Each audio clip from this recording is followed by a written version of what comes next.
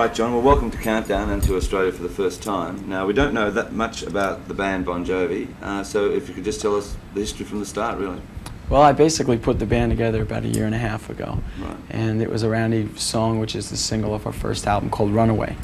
And what had happened was every record company, it seemed, in America had turned down this song. And a local radio station here in New York picked it up.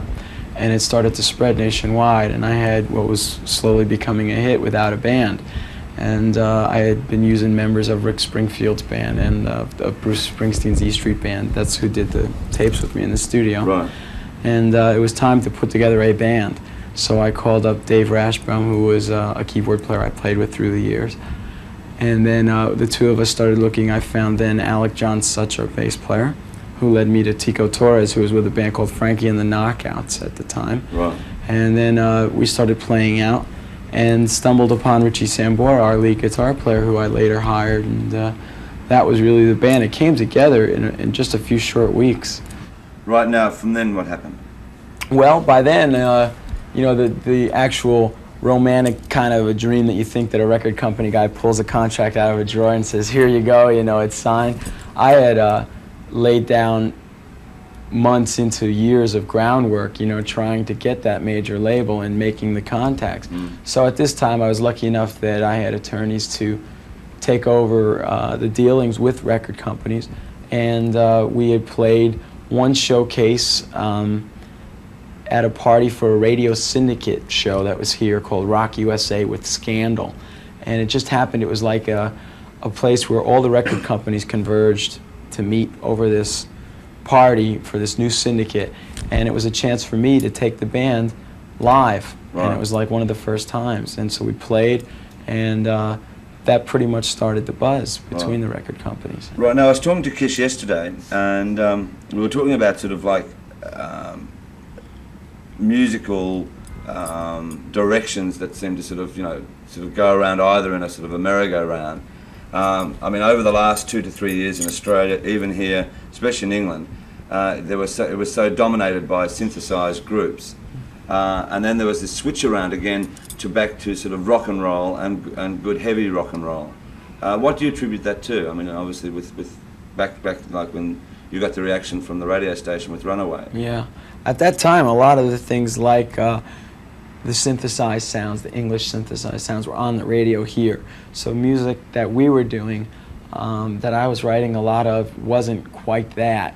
And so that's probably what hurt us at the time with the record company, but it's a good thing because it seems that it's come and gone already. Right. I don't think that things like the hard rock and heavy metal have ever gone away. They've just sort of maybe taken a back seat for a little while and they come up and go back.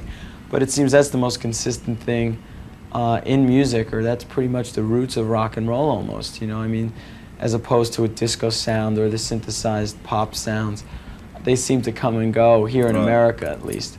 The kids like guitars, you know, and they like a lot of harmony, and they like the driving live sound, you know, as opposed to seeing maybe a synthesized band where if you were to see it live, you'd almost say, I should stay home and listen to the record because it's more exciting. I need personally, and I like our audiences to come to see us and to sweat as much as I sweat on the stage, you know, or if I can get them to sweat half as much as I do, I know I've had a successful show. Right. Because I find with a lot of those synthesized bands, you know, with a bottle of Perrier on the stage saying, well, this is wonderful, that's not what I'm all about, you know. Right.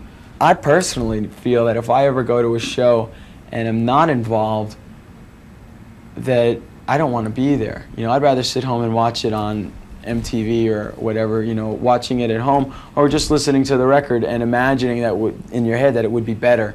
Because I've seen some of these synthesized bands that are great musicians, but if there's no heart, to me heart is 80% of the band.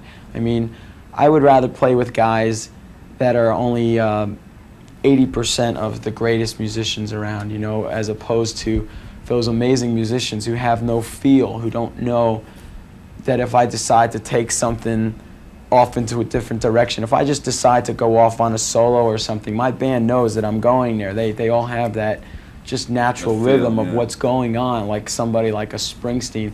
He gets his audience so involved and he might go into one of his stories and start letting you know about that story, his band knows to follow him, as opposed to somebody who knows that it's verse, chorus, solo, verse, chorus, out. Right. You know, and then you say, oh, this is wonderful. I got my popcorn and my T-shirt. I'm going home now, you know. Yeah. And then, to me, heart is 80% of the whole thing. All right, well, we wish you luck. Thank you. We look forward to you breaking in the charts in Australia and then coming down. I'd love to. You'd like that audience. All right. An AC/DC homegrown audience. All right. Wonderful. Thank you.